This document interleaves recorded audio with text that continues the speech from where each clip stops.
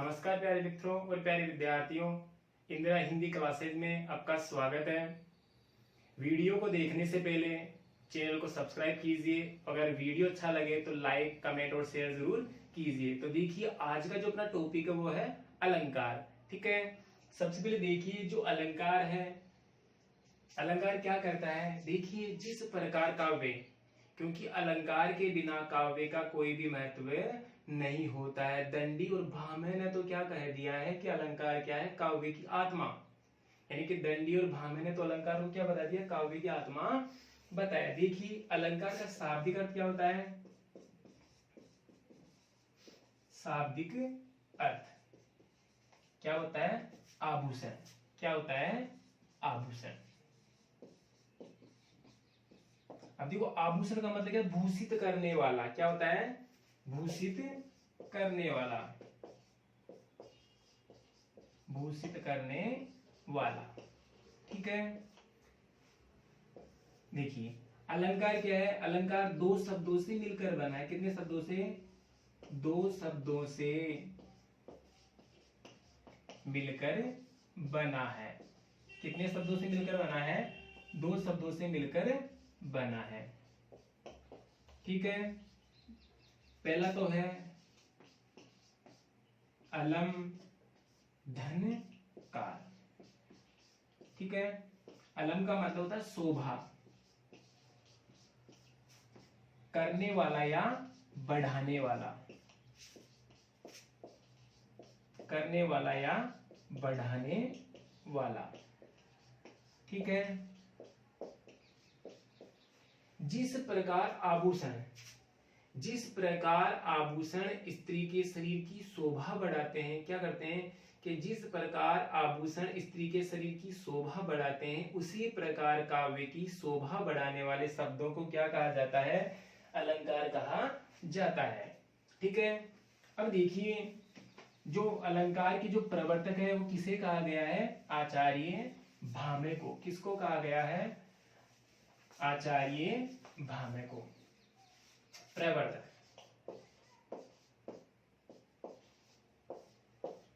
किसे कहा है, आचार्य भामह। ठीक है, अब देखिए जो अलंकार है, अलंकार के भेद क्या है, अलंकार के भेद।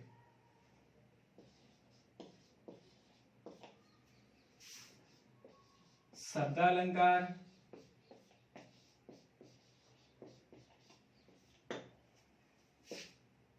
अर्थालंकार और उभयालंकार। ठीक है, तो देखिए अलंकार के कितने भेद, अलंकार के वैसे मुख्यतः दो भेद होते हैं, लेकिन अलंकार के तीन भेद बताए गए हैं। शब्दालंकार, अर्थालंकार और उभयालंकार। अब देखिए, शब्द धन अलंकार, सीधी सी परिभाषा है कि जहां पर शब्द का सौंदर्य प्रकट हो, कि जहां पर सुंदरता किससे प्रकट होती है, जहां पर सुंदरता शब्द से प्रकट होती है वहां पर शब्दालंकार होता है, और जहां पर सुंदरता अर्थ से प्रकट होती है वहां पर अर्थालंकार होता है, और जहां पर सुंदरता शब्द और अर्थ दोनों से प्रकट होती है वहां पर उभयालंकार होता है। ठीक है, अब देखिए शब्दालंकार में कौन कौन से अलंकार होते हैं, अनुप्रास अलंकार, अनुप्रास, यमक, सलेस, वक्रोक्ति, इधर देखिए पुनरुक्ति प्रकाश, पुनरुक्ति प्रकाश। ठीक है, अब इसमें देखिए उपमा, रूपक, उत्प्रेक्षा, उदाहरण, विभावना, असंगति, विरोधाभास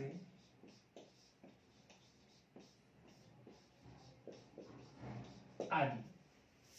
और इसमें कभी कभी देखिए श्लेष को माना जाता है। किसको माना जाता है? श्लेष को कभी कभी माना जाता है। ठीक है, तो यहां तक समझ में आ गया। देखिए अलंकार है, अलंकार का शाब्दिक अर्थ क्या होता है? आभूषण या गहना। आभूषण का मतलब भूषित करने वाला, अर्थात जिस प्रकार क्या है। अब देखिए अलंकार शब्द दो शब्दों से मिलकर बना होता है। अलम धन का, अलम का मतलब शोभा, कार का मतलब बढ़ाने वाला, अर्थात शोभा बढ़ाने वाला। कि जिस प्रकार आभूषण स्त्री के शरीर की शोभा बढ़ाते हैं, उसी प्रकार काव्य की शोभा बढ़ाने वाले शब्दों को क्या कहते हैं? अलंकार कहते हैं। और अलंकार देखिए कितने, अलंकार के भेद कितने होते हैं? मुख्यतः दो होते हैं, लेकिन तीन। कौन कौन से?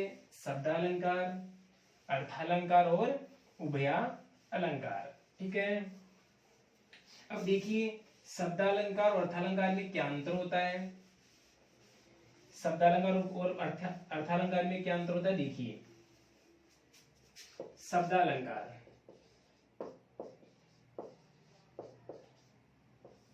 शब्दालंकार में क्या होता है? एक शब्द की जगह अगर दूसरा शब्द या पर्याय रख दिया जाता है तो शब्द की सुंदरता नष्ट हो जाती है। जैसे मैंने लिखा सुबरन को ढूंढत फिरत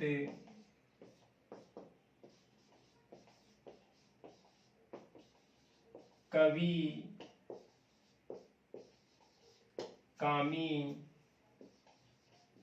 अरु चोर। ठीक है, ये क्या है? ये शब्दालंकार का उदाहरण है श्लेष का। अब देखिए क्या होता है इसमें? एक शब्द की जगह दूसरा पर्याय रख देने पर शब्द की सुंदरता नष्ट हो जाती। जैसे देखिए अभी तो क्या है? सुबरन, सु का मतलब होता है अच्छा, वर्ण का मतलब रंग, सॉरी सु का मतलब होता है सुंदर या अच्छा, और वर्ण का मतलब होता है अक्षर। अगर कवि के संदर्भ में देखा जाएगा तो क्या हो जाएगा? अच्छे अक्षर। ठीक है, कामी, कामी का मतलब होता है गोरे रूप पर आकर्षित होने वाला। कामी के संदर्भ में सुबरन का मतलब क्या हो जाएगा? गोरा रंग। और चोर के संदर्भ में देखिए सुबरन का मतलब होता है सोना। कनक, स्वर्ण, हेम, हाटकी किसके पर्यायवाची है? सोने के पर्यायवाची है। ठीक है, अब जैसे मैंने क्या किया है? जैसे मान लो मैंने सुबरन को मिटा दिया है। क्या किया है? सुबरन को मिटाने के बाद मैंने यहाँ पर लिख दिया सोना। क्या लिख दिया? सोना। सोने वाला सोना नहीं, गोल्ड। अब देखिए कवि के संदर्भ में सोने का कोई भी मतलब नहीं है, कामी के संदर्भ में कवि सोने का कोई भी मतलब नहीं है, सिर्फ एक के संदर्भ में बचा है। तो यहाँ पर क्या हो गया? एक शब्द की जगह दूसरा पर्याय रख देने पर शब्द की सुंदरता ही नष्ट हो जाती है। लेकिन अर्थालंकार में ऐसा नहीं होता। अर्थालंकार में क्या होता है? एक शब्द की जगह दूसरा शब्द रखने पर भी उसकी सुंदरता वैसी की वैसी ही बनी रहती है। जैसे मैंने लिख दिया चंद्रमासा कांति में मुख रूप दर्शन है तुम्हारा। ठीक है, अब देखिए चंद्रमासा कि कोई नायिका है तो नायिका के चेहरे की तुलना किससे की जा रही है? चंद्रमा से। ठीक है, अब देखिए मैंने क्या किया? इस चंद्रमा को मिटा दिया, मैंने अब लिख दिया चांद। क्या लिख दिया? चांद। फिर भी देखिए वैसा का वैसा ही, इसमें कोई भी परिवर्तन नहीं हो रहा है। फिर मैंने इसको मिटा दिया, फिर लिख दिया इंदु, फिर भी सुंदरता वैसी की वैसी बनी। फिर मैंने इसको मिटा दिया, फिर मैंने लिख दिया शशि लिख दिया, फिर भी सुंदरता वैसी की वैसी ही बनी हुई है। यानी कि कहने का मतलब है कि शब्दालंकार में एक शब्द की जगह दूसरा शब्द रखने पर शब्द की सुंदरता नष्ट हो जाती है। लेकिन अर्थालंकार में क्या होता है? एक शब्द की जगह दूसरा शब्द रख देने पर भी उसकी सुंदरता वैसी की वैसी ही बनी रहती है। तो शब्दालंकार और अर्थालंकार में यही अंतर होता है। ठीक है, अब देखिए हम अलंकार को विस्तार से पढ़ते हैं। ठीक है, आशा करता हूं कि जो भी चीज पढ़ाई जा रही है वो समझ में आ रहा है। और वीडियो को पूरा देखिए अंत तक। सबसे पहले देखेंगे अपन शब्दालंकार। क्या देखेंगे? शब्दालंकार। ठीक है। अब शब्दालंकार में सबसे पहले क्या देखेंगे, अनुप्रास। क्या देखेंगे, अनुप्रास। अनु का मतलब होता है पास में और प्रास का मतलब होता है बैठने की, पास में बैठना, ठीक है। परिभाषा देखिए, जहां पर कोई वर्ण बार बार आए,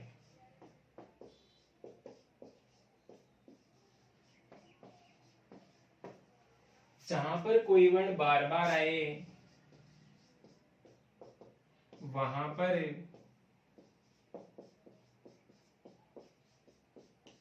अनुप्रास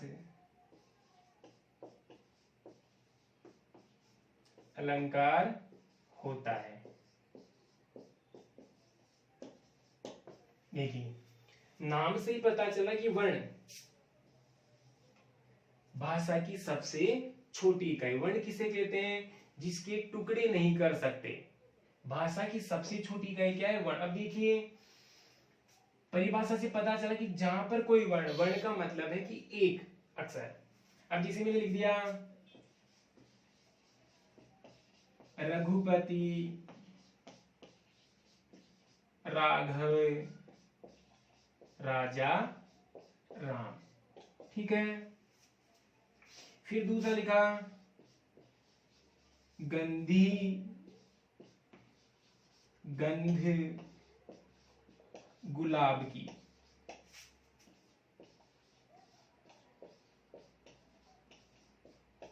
गवई, गाहक, कौन। फिर तीसरा लिखा मैंने भगवान, भक्तों की,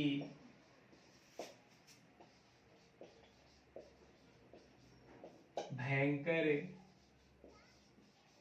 भूरी, भीति, भगाइए, ठीक है। फिर चौथा लिखा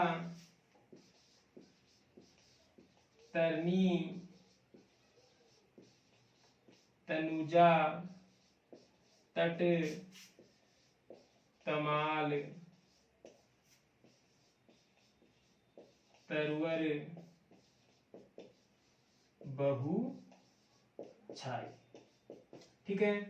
तो देखिए, मैंने आपके पास 4 एग्जांपल लिखे हैं, 1 2 3। तो देखिए, पहले में क्या है, वर्ण 1 2 3 और 4। तो र वर्ण की आवृत्ति 4 बार हो रही है। फिर दूसरे में 1 2 3 4 5। दूसरे में क्या है, ग वर्ण की आवृत्ति बार बार हो रही है। तीसरे में देखिए भ वर्ण की आवृत्ति बार बार हो रही है। और चौथे में त वर्ण की आवृत्ति बार बार हो रही है। तो देखिए क्या है कि उपयुक्त उदाहरणों से पता चलता है कि पहले उदाहरण में र वर्ण की आवृत्ति, दूसरे उदाहरण में ग वर्ण की आवृत्ति, तीसरे उदाहरण में भ वर्ण की आवृत्ति और चौथे उदाहरण में त वर्ण की आवृत्ति बार बार हो रही है। और इन उदाहरणों में एक वर्ण की आवृत्ति बार बार होने के कारण ही यहाँ पर कौन सा अलंकार है, अनुप्रास अलंकार है। एक बार और देख लीजिए कि जहां पर कोई वर्ण बार बार आए वहां पर अनुप्रास अलंकार होता है, या जिन काव्य पंक्तियों में कोई वर्ण बार बार आए वहां पर अनुप्रास अलंकार होता है। तो मैंने आपको 4 उदाहरण बता दिए हैं। आशा करता हूं कि चारों एग्जाम्पल अच्छे से समझ में आ गए होंगे। अब देखिए दूसरा देखते हैं कौन सा है, यमक अलंकार। कौन सा है, यमक। देखो, यमक देखिए सीधी सी परिभाषा है। जैसे अनुप्रास अलंकार में वर्णों की आवृत्ति, लेकिन यमक में क्या होगी, शब्दों की आवृत्ति। क्या होगी, शब्दों की आवृत्ति। लेकिन यहां पर कंडीशन क्या होगी, अर्थ अलग अलग होगा। जहां पर कोई शब्द बार बार आए, परंतु उसका अर्थ हर बार भिन्न हो। क्या हो? भिन्न हो। वहां पर यमक अलंकार होता है। ठीक है, परिभाषा है कि शब्द क्या होगा? बार बार आएगा, लेकिन अर्थ क्या होगा? अलग अलग होगा। क्या होगा? अर्थ वो हर बार अलग अलग होगा।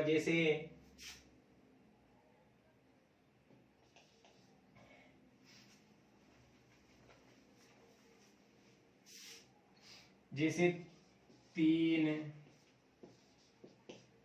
बेर खाती थी जो, 3 बेर खाती है। 3 बेर खाती थी जो 3 बेर खाती है। नगन जड़ाती थी जो, नगन जड़ाती है। फिर देखिए, पहले इसको समझ लीजिए। देखिए 3 बेर खाती थी जो 3 बेर खाती, यहां पर क्या बताया गया है कि जो मुगलों की रानियां हैं, क्या है? मुगलों की रानियों के बारे में बताया गया है कि जो मुगलों की रानियां हैं वो महाराणा प्रताप के आतंक से, महाराणा प्रताप के डर से महलों को छोड़कर जंगलों में चली गई है। कहां पर चली गई है? महलों को छोड़कर जंगलों में चली गई। तो उनके बारे में बताया गया है कि जो मुगलों की रानियां दिन में क्या करती थी? 3 समय भोजन करती थी। कितने समय? 3 समय भोजन करती थी, लेकिन अब उनकी स्थिति इतनी खराब हो गई है कि मात्र वो 3 बेर खाकर अपना समय व्यतीत कर रही है। बेर का मतलब लगते हैं ना, बेर। फिर देखिए, नग्न जड़ाती थी, यानी कि जिनकी वस्त्रों पर हमेशा हीरे मोती जवाहरात जड़े रहते थे, अब उनकी स्थिति इतनी विषम हो गई है कि पहनने के लिए उनके पास वस्त्र भी नहीं है। तो एक का मतलब तो क्या हो गया? 3 समय भोजन हो गया, और दूसरे 3 बेर का मतलब हो गया 3 बेर जो बोरडी के लगते हैं। ठीक है, अब दूसरा एग्जांपल देखो। हरि ने नारद को हरि रूप दिया। क्या दिया? हरि ने नारद को हरि रूप दिया।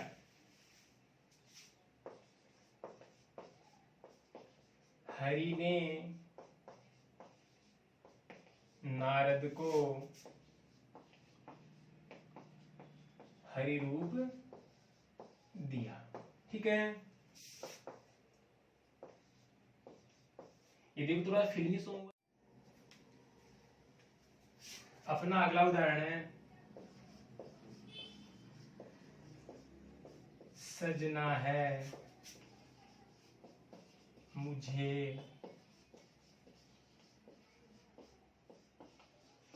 सजना के लिए। ठीक है, फिर अगला देखिए, सपना सपना समझकर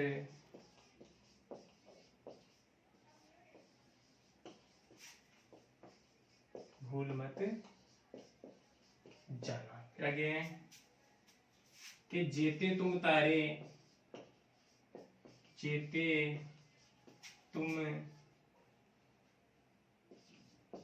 तुम तारे, तेते न नभ में तारे। ठीक है, देखिए फिल्मी सॉन्ग आता है ना, सजना है मुझे सजना के लिए, लेकिन ये देखिए सिर्फ समझने के लिए होते हैं। ठीक है, अपन इसको एग्जाम में नहीं लिख सकते, सिर्फ समझने के लिए हैं। सजना यानी कि श्रृंगार करना। ठीक है, किसके लिए? पति के लिए, क्योंकि जो सुहागिन स्त्रियां होती है किसके लिए सोचती है? अपने पति के लिए तैयार होती है। फिर देखिए दूसरे में कोई बेचारा भोला लड़का है तो बोल रहा है कि हे सपना तुम मुझे क्या समझकर मत भूलना, सपना समझकर भूल मत जाना। तो पहला सपना तो किसी लड़की का नाम हो गया और दूसरे सपने का मतलब हो गया स्वप्न। फिर देखिए कि जेते तुम तारे, जेते तुम तारे तेते न नभ में तारे। तो देखिए पहले तारे का मतलब तो क्या हो गया? उद्धार करना, उद्धार करना। और दूसरे तारे का मतलब हो गया तारे, यानी कि आकाश में, कि हे भगवान के जितने लोगों का आपने उद्धार किया है ना, उतने तारे तो इस संसार में, इस आसमान में भी नहीं है। ठीक है, आशा करता हूं कि जो भी चीज पढ़ाई जा रही है वो समझ में आ गया होगा। ठीक है, लेकिन चैनल को सब्सक्राइब करना और वीडियो अगर अच्छा लगे तो लाइक शेयर और कमेंट जरूर करना, कि जो भी कमी है वो आप मुझे कमेंट के द्वारा बता सकते हैं। धन्यवाद।